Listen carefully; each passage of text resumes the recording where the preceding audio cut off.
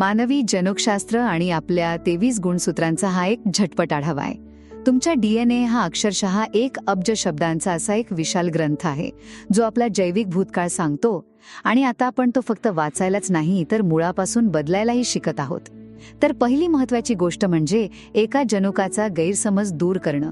आपण चिंपांझींसोबत तब्बल 98% DNA share करतो, पण आपलं कोणतंही वैशिष्ट्य फक्त एकाच जनुकाने ठरत नाही. गुणसूत्र 1 वरील फुफ्फुसांच्या कार्यासारखी लक्षणं अनेक जनुके आणि पर्यावरणाच्या एकत्र येण्यातून आकार घेतात. सोप्या भाषेत सांगायचं तर आपला DNA एखादं एकल वाद्य नाहीये, तर तो एक संपूर्ण वाद्यवृंद किंवा सिम्फनी आहे, जिथे अनेक घटक एकत्र सुरात काम करतायत. आता दुसरी महत्त्वाची गोष्ट, नियती विरुद्ध स्वतंत्र इच्छा. आपलं सगळंच भविष्य DNAने आधीच ठरवलेलं नसतं बरं का.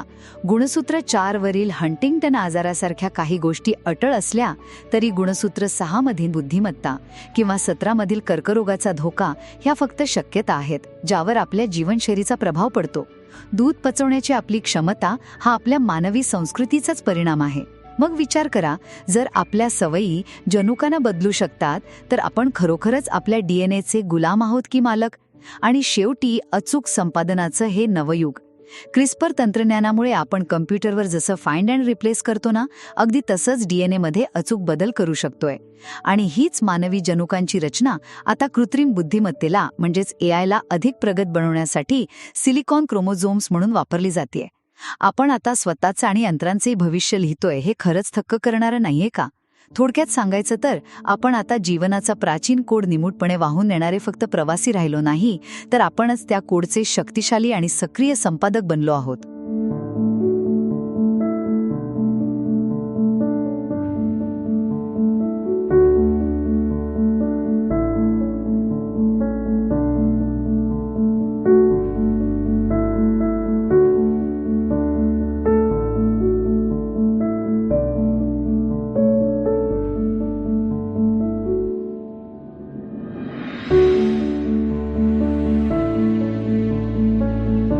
विचार करा, आपण आणि एक चिंपांझी.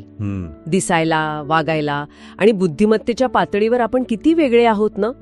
पण जर असा विचार केला की आपल्यात आणि त्या चिंपांझीमध्ये चक्क 98% जनुकीय साम्य आहे, तर कोणाचाही सहज विश्वास बसणार नाही. हो, हे खरंच आश्चर्यकारक आहे. फरक आहे तो फक्त आणि फक्त एका क्रोमोझोमच्या जोडीचा.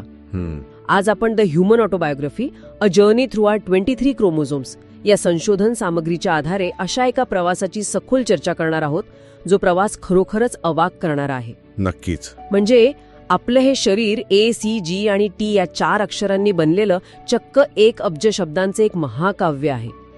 हा प्रवास लुका म्हणजे लास्ट युनिव्हर्सल कॉमन अँसेस्टर नावाच्या त्या पहिल्या सूक्ष्मजीवापासून सुरू झाला आणि आजच्या आधुनिक मानवापर्यंत येऊन पोचला आहे. आणि या सगळ्या प्रवासातली सर्वात थक्क करणारी गोष्ट म्हणजे हे 1 अब्ज शब्दांचं पुस्तक केवळ आपला भूतकाळ सांगत नाही. अच्छा. त्यात आपलं वर्तमान आहे आणि भविष्यही लपलेलं आहे.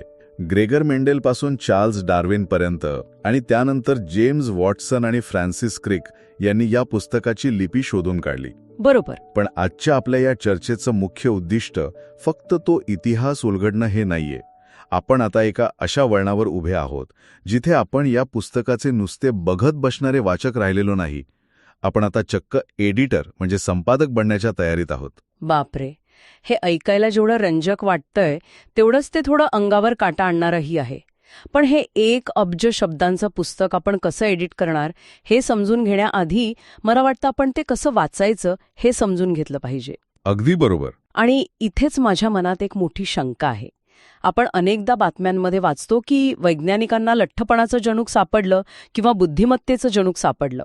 म्हणजे जणू काही आपल्या शरीरात प्रत्येक गोष्टीसाठी एक स्वतंत्र बटण आहे. पण आपल्या स्रोतांमध्ये क्रोमोझोम 1 बद्दल जे सांगितलं आहे ते वाचून मला असं वाटतंय की हा आपला खूप मोठा गैरसमज आहे. हो, तो एक अत्यंत चुकीचा समज आहे. विज्ञानाच्या भाषेत सांगायचं तर 1 जनुक बरोबर 1 परिणाम असा कोणताही साधा आणि सरळ नियम निसर्गात नाहीये. अच्छा, मग कसं चालतंय सगळं? जीवशास्त्र हे प्लुरलिझम म्हणजे बहुविधतेवर चालतं. याला जनुकीय परिभाषेत प्लिओट्रोपी असं म्हणतात. साध्या भाषेत सांगायचं तर निसर्गात कोणतीही एक गोष्ट घडवून आणण्यासाठी अनेक जनुके एकत्र काम करत असतात. आपण फुफ्फुसांचं उदाहरण घेऊया. सांगा. आपल्याला वाटतं की श्वासोच्छ्वास सुरळीत चालण्यासाठी एखादं लंग जीन असेल, पण तसं नसतं. ही प्रक्रिया एखाद्या गुंतागुंतीच्या जाळ्यासारखी असते. म्हणजे फुफ्फुसांसाठी एकच जनुक जबाबदार नसतं का? मुळीच नाही.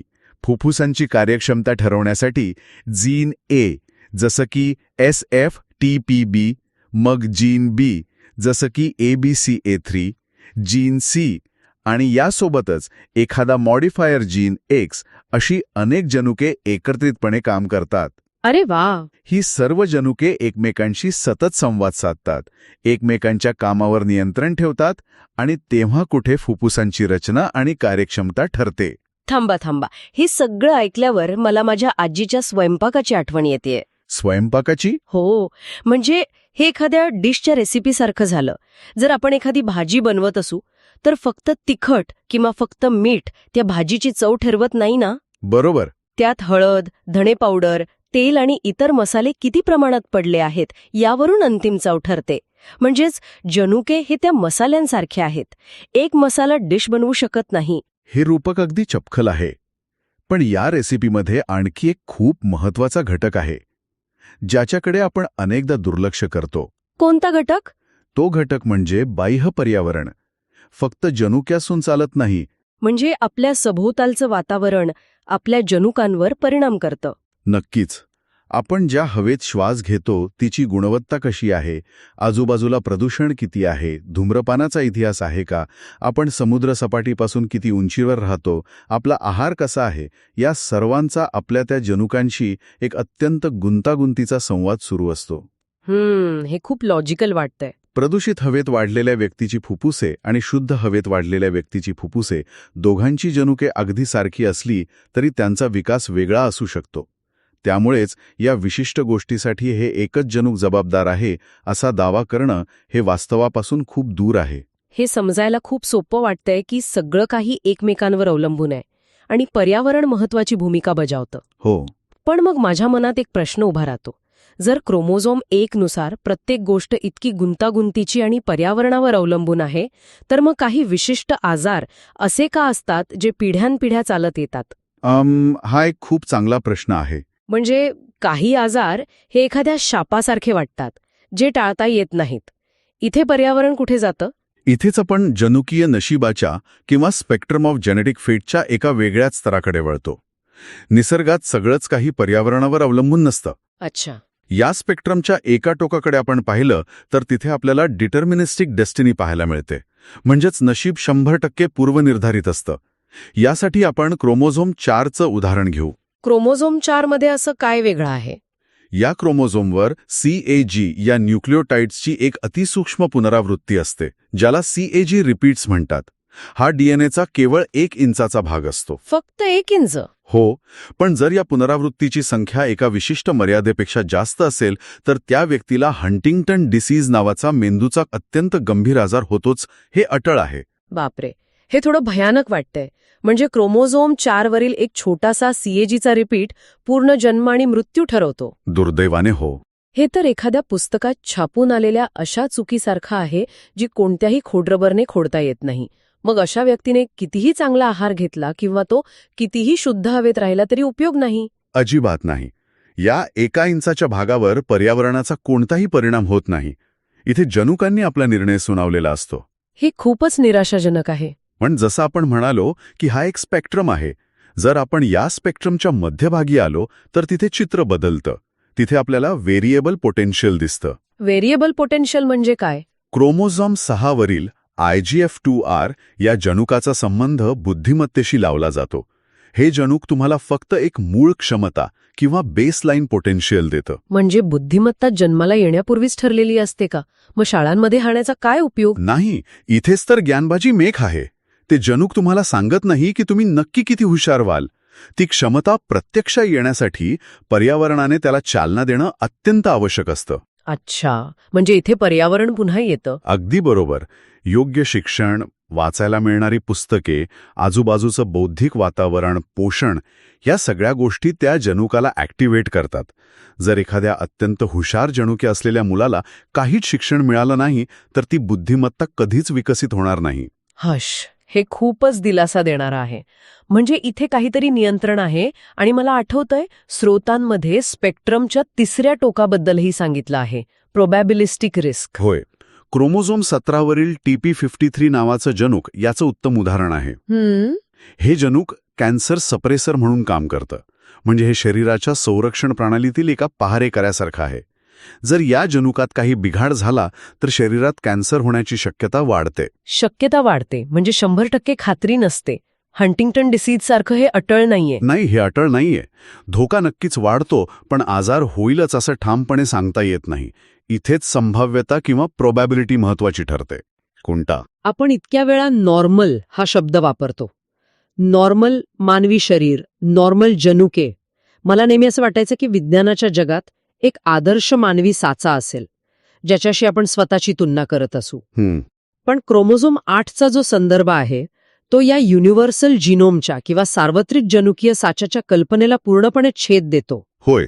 रक्ताचे गट हे या युनिव्हर्सल जिनोमचं मिठ्ठक मोडून काढण्याचं सर्वात मोठं शस्त्र आहे. क्रोमोझोम 8 हे आपले रक्ताचे गट ठरवतो. बरोबर. AB आणि O हे वेगवेगळे रक्तगट आपल्याला एक स्पष्ट संदेश देतात. कोणताही एकच सामान्य किंवा नॉर्मल मानवी जिनोम अस्तित्वात नाही. म्हणजेच O रक्तगट असणारा माणूस A रक्तगट असणाऱ्यापेक्षा जास्त किंवा कमी नॉर्मल नाहीये. सगळेच आपापल्या जागी बरोबर आहेत. अगदी तसं. आणि उत्क्रांतीच्या दृष्टीने विचार केला तर ही विविधता फक्त योगायोग नाहीये. मग काय आहे? ती जगण्यासाठी आवश्यक आहे. निसर्गाने जाणीवपूर्वक ही विविधता निर्माण केली आहे. वेगवेगळ्या आजारांशी, नव्या संसर्गांशी आणि बदलत्या पर्यावरणाशी दोन हात करण्यासाठी ही जनुकीय विविधता खूप गरजेची असते. म्हणजे जर आपण सगळे एकाच नॉर्मल साच्यातले असतो तर एखाद्या मोठ्या साथीच्या आजारात आपली संपूर्ण प्रजाती नष्ट झाली असती. एक्झॅक्टली. शारीरिक विविधतेचा हा मुद्दा अगदी तंतोतंत पटला. पण जेव्हा आपण स्वभावाबद्दल किंवा व्यक्तिमत्वाबद्दल बोलतो, म्हणजे एखाद्याचा रागीटपणा, शांत वृत्ती किंवा साहसी स्वभाव, तिथे काय होतं? तिथेही जनुके असाच खेळ खेळतात की तो सर्वस्वी आपला निर्णय असतो? इथेच तर शरीरांतर्गत रसायनशास्त्राची आणि जनुकांच्या गुंतागुंतीची खरी जादू सुरू होते. आपला स्वभाव, आपलं वागणं हे एका बायोकेमिकल लूपमधून आकार घेत असतं.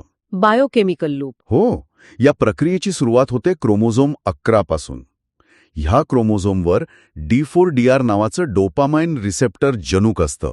डोपामाइन म्हणजे तेच रसायन ज्यामुळे आपल्याला आनंद मिळतो किंवा काहीतरी रिवॉर्ड मिळाल्यासारखं वाटतं. होय, तेच रसायन. हे D4DR जनुक माणसाच्या मनात नवीन गोष्टींचा शोध घेण्याची, साहसाची किंवा थ्रिल सिकिंग वागणुकीची मानसिक इच्छा निर्माण करतं. ही एक ठिणगी असते. आपण याला द स्पार्क म्हणूया. एक मिनिट. म्हणजे तुम्ही असं म्हणताय की जर मला अचानक डोंगरावरून बंजी जम्पिंग करायची इच्छा होत असेल तर तो माझा मुक्त विचार किंवा फ्री विल नाहीये? अंशतः तसं म्हणता येईल. तो फक्त क्रोमोझोम 11 मधून गळणाऱ्या केमिकलचा थेंब आहे. हे तर स्वतःच्या बेजबाबदार वागण्याचं खापर जनुकांवर फोडण्यासारखं झालं. वरवर पाहता तसं वाटू शकतं, पण ही फक्त अर्धीच गोष्ट आहे. क्रोमोझोम 11ने फक्त विचार दिला, पण शरीराला कृती करण्यासाठी वेगळ्या यंत्रणेची गरज असते. अच्छा, म्हणजे ती ठिणगी प्रत्यक्षात कशी येते? जर आपण हे मोठ्या चित्राशी जोडलं तर या मानसिक इच्छेला शारीरिक प्रतिसादात बदलण्याचं काम क्रोमोझोम 10 वरील CYP17 हे जनुक करतं. क्रोमोझोम 10चं काम नक्की काय? ते जनुक त्या मानसिक इच्छेचं रूपांतर शारीरिक संप्रेरकांमध्ये म्हणजे हॉर्मोनल स्ट्रेस रिस्पॉन्समध्ये करतं. जेव्हा बंजी जम्पिंगचा विचार मनात येतो तेव्हा क्रोमोझोम 10 शरीरात ॲड्रिनालिन सोडतं, हृदयाची धडधड वाढवतं. हेच द ट्रान्सलेशन आहे. अरे बापरे! म्हणजे क्रोमोझोम 11ने मनात ठिणगी टाकली आणि क्रोमोझोम 10ने शरीरात रसायनांचा वणवा पेटवला.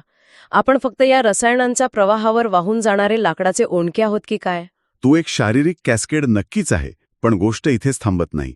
व्यक्तिमत्वाला आकार देण्यासाठी शरीरात फक्त रसायनांची देवाणघेवाण होत नाही, तर तिथे एक सूक्ष्म युद्धही सतत सुरू असतं. युद्ध शरीरात? हो, याला आपण द बॅटलफील्ड विदिन म्हणू शकतो. हे युद्ध असतं X आणि Y क्रोमोझोम्समधील. जनुकीय संघर्ष आणि लिंगभेद हे वाचताना मला खरोखरच धक्का बसला होता. म्हणजे आईकडून आलेले जनुक आणि वडिलांकडून आलेले जनुक एकाच शरीरात गुण्यागोविंदाने राहत नाहीत. नाही, ते एकाच शरीरात वर्चस्वासाठी एकमेकांशी चक्क सूक्ष्म पातळीवर युद्ध करतात. हे कसं शक्य आहे? पेशींच्या पातळीवर जणू काही एक बुद्धिबळाचा डाव सुरू असतो. आईकडून आलेली काही जनुके विकास एका विशिष्ट दिशेने नेण्याचा प्रयत्न करतात, तर वडिलांकडून आलेली जनुके त्या प्रक्रियेला विरोध करून स्वतःचा प्रभाव टाकण्याचा प्रयत्न करतात. हे खरोखरच चक्रावून टाकणार आहे. पण मग इथे खूप मोठा विरोधाभास निर्माण होतो. कोणता? तुम्ही म्हणालात की क्रोमोझोम 4 माझा आजाराचं नशीब ठरवतो, क्रोमोझोम 11 आणि 10 माझ्या आवडीनिवडी, माझे साहसी निर्णय ठरवतात, आणि XY क्रोमोझोम्स माझ्या शरीरात वर्चस्वासाठी युद्ध खेळत आहेत. तर मग मी कोण आहे?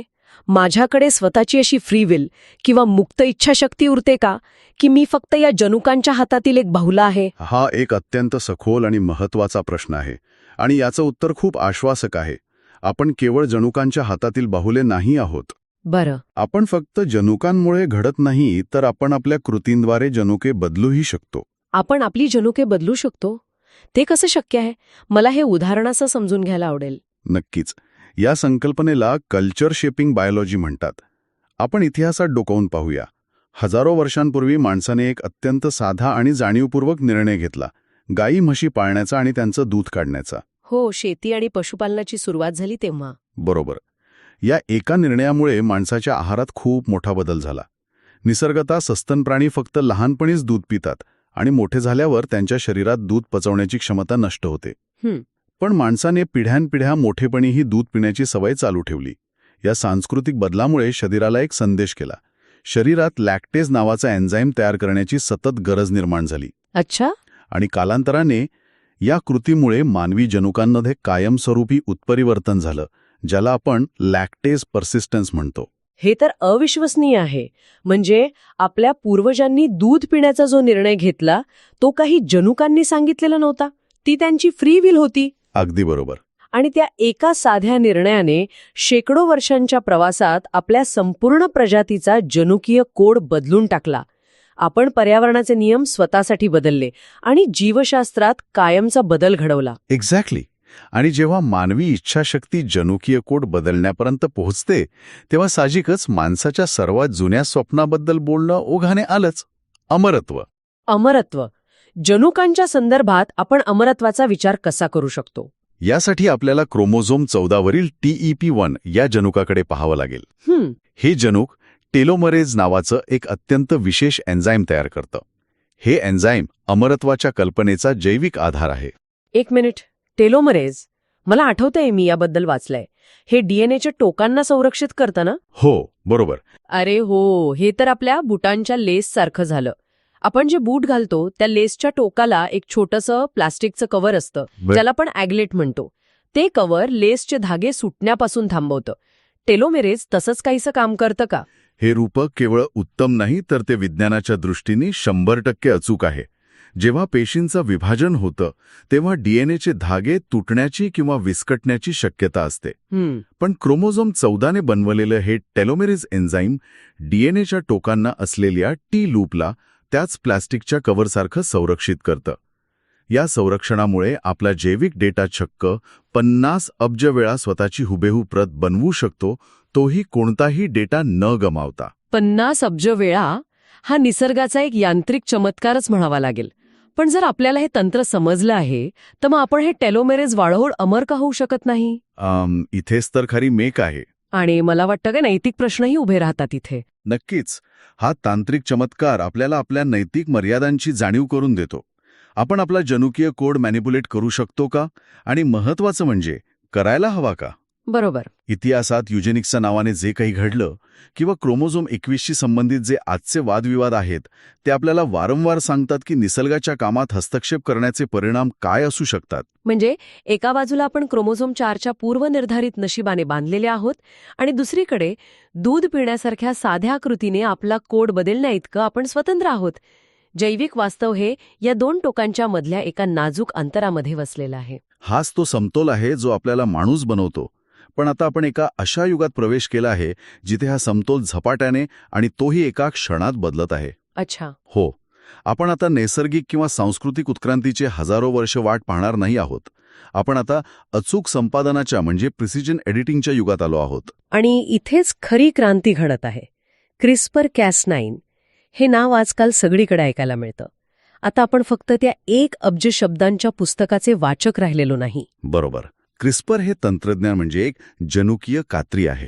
म्हणजे जसं आपण संगणकावर एखादं वर्ड डॉक्युमेंट उघडतो, कंट्रोल F दाबून एखादा चुकीचा शब्द शोधतो आणि तो दुसऱ्या योग्य शब्दाने बदलतो, तसंच काहीसं आपण आता जीवनाच्या पुस्तकात करू शकतो. हो, याला फाइंड आणि रिप्लेस म्हणता येईल. जर एखाद्या आजाराचा TCGA हा सिक्वेन्स असेल तर तो शोधून तो थेट बदलणं आता शक्य झालंय. ही फक्त एक कल्पना नाही, तर हे प्रत्यक्षात होत आहे. ही एक अत्यंत सूक्ष्म आणि अचूक शस्त्रक्रिया आहे. आपण आता थेट जनुकीय पुस्तकात शिरून त्यातील आजारांचे किंवा नको असलेल्या गुणधर्मांचे स्पेलिंग बदलू शकतो. मानवी इतिहासातील हा एक असा टप्पा आहे जिथे आपण स्वतःची रचना नव्याने करत आहोत. पण इथेच मला थोडी भीती वाटते. भीती कसली? जेव्हा आपण स्वतःचं सॉफ्टवेअर कोड बनवतो तेव्हा त्याचे परिणाम काय होतील? कारण या स्रोतांमध्ये पुढे जाऊन AI जीनोमबद्दल एक अत्यंत रंजक तुलना केली आहे. त्यात म्हटलंय की जीवशास्त्राचं आर्किटेक्चर आता मशीनच्या आर्किटेक्चरमध्ये बदलत आहे. हा समांतर प्रवास समजून घेणं खूप गरजेचं आहे. विचार करा, जसे आपले जैविक क्रोमोझोम्स आपले गुणधर्म आणि मूळ प्रवृत्ती ठरवतात, तसेच आता आपण सिलिकॉन आर्किटेक्चरमध्ये कृत्रिम बुद्धिमत्तेचे म्हणजे AIचे क्रोमोसोम्स बनवत आहोत. AIचे क्रोमोझोम्स म्हणजे मशीनलाही जनुके असतात. आपण त्यांना कॉम्प्युटेशनल क्रोमोझोम्स म्हणू शकतो. उदाहरणार्थ परसेप्शन म्हणजे आकलन, मेमरी म्हणजे स्मृती, रिझनिंग म्हणजे तर्कशुद्ध विचार आणि ॲक्शन म्हणजे कृती. अच्छा, हे 4 स्तंभ म्हणजे AIचे क्रोमोझोम्स आहेत. आपण निसर्गाच्या ब्लूप्रिंटची कॉपी करत आहोत आणि ती मशीनमध्ये टाकत आहोत. बापरे, हे सर्व ऐकताना खरोखरच असं वाटतं की आपण एका मोठ्या सायफाय चित्रपटाच्या मध्यभागी उभे आहोत. पण हा चित्रपट सत्य आहे. होय. आपण आजवरच्या या मानवी जिनोमच्या आत्मकथेचे जे 4 मुख्य टप्पे पाहिले ते मला एकदा वेगाने सांगू द्या. नक्कीच. पहिला टप्पा होता डीप ओरिजिन. लुका नावाच्या त्या पहिल्या पेशीपासून सुरू झालेला 1 अब्ज प्राचीन शब्दांचा वारसा. दुसरा टप्पा होता द रीडिंग, जिथे मेंडेल ते वॉटसन अँड क्रिक यांनी हे DNAचे पुस्तक वाचायला शिकवले. आणि तिसरा टप्पा आपण पाहिला दी अंडरस्टँडिंग, जिथे आपण क्रोमोझोम 4 मधील आजारांचे आणि क्रोमोझोम 6 आणि 17 मधील नशिबाचे नकाशे कसे काम करतात ते समजून घेतलं. बरोबर. आणि आता आपण चौथ्या टप्प्यात आहोत, दी एडिट, जिथे क्रिस्पर आणि AI जीनोमच्या मदतीने आपण स्वतःलाच नव्याने लिहित आहोत.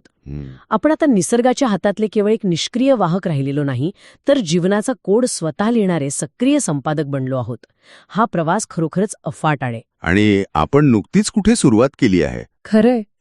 सुरुवातीला आपण ज्या एका अब्ज शब्दांच्या पुस्तकाची कल्पना केली होती ते पुस्तक आता आपल्याच हातात आहे आणि त्याची भाषा आपल्याला समजली आहे. पण आजच्या या सखोल चर्चेच्या शेवटी या सर्व माहितीच्या आधारे मला एका नवीन विचारावर येऊन थांबायचं आहे. कोणता विचार? आणि तो विचार थोडा अस्वस्थ करणारा आहे. बघा, आज आपण क्रिस्परद्वारे आपला स्वतःचा जैविक जनुकीय कोड बदलत आहोत आणि दुसरीकडे आपण कृत्रिम बुद्धिमत्तेचा स्वतःचा एक स्वतंत्र जीनोम अतिशय वेगाने विकसित करत आहोत. पण भविष्यात असा एखादा दिवस येईल का जेव्हा हे अत्यंत प्रगत झालेले AI, ज्याला मानवी शरीराची पूर्ण समज असेल, ते आपल्याला आपला स्वतःचा मानवी जनुकीय कोड अपडेट किंवा अपग्रेड करण्यासाठी सल्ले देऊ लागेल? बापरे. विचार करा, तुमचा कम्प्युटर तुम्हाला सांगतोय, हे बघा, तुमचा क्रोमोझोम 4 इथे कमकुवत आहे आणि मला एक नवा आणि अधिक चांगला कोड सापडला आहे, आपण तो बदलून टाकूया का? हे जर खरोखरच घडलं तर आपण मानवी उत्क्रांतीचे नियंत्रण एका नव्या बुद्धिमत्तेकडे तर सोपत नाही आहोत ना? हा मोठा प्रश्न उभा राहतो. हेच तर गूढ आहे. जर AIने आपल्याला जनुकीय बदल सुचवले आणि आपण ते केले, तर त्या 1 अब्ज शब्दांच्या मानवी पुस्तकाचा खरा लेखक कोण असेल? आपण की आपलं तंत्रज्ञान? हा खरोखरच विचार करायला लावणारा मुद्दा आहे. ज्या पुस्तकाची लिपी आपण आत्ता कुठे वाचायला आणि बदलायला शिकलो आहोत, त्या पुस्तकाचं पुढचं पान आपल्याला कोणत्या भविष्याकडे घेऊन जाणार आहे हे पाहणं खरोखरच थरारक असेल. तर मग आजसाठी विचार करा आपल्या आत दडलेल्या त्या अब्जावधी शब्दांच्या पुस्तकाबद्दल. आजच्या या सखोल चर्चेत आपण इथेच थांबूया. पुन्हा भेटूया अशाच एका नव्या आणि रंजक विषयासह.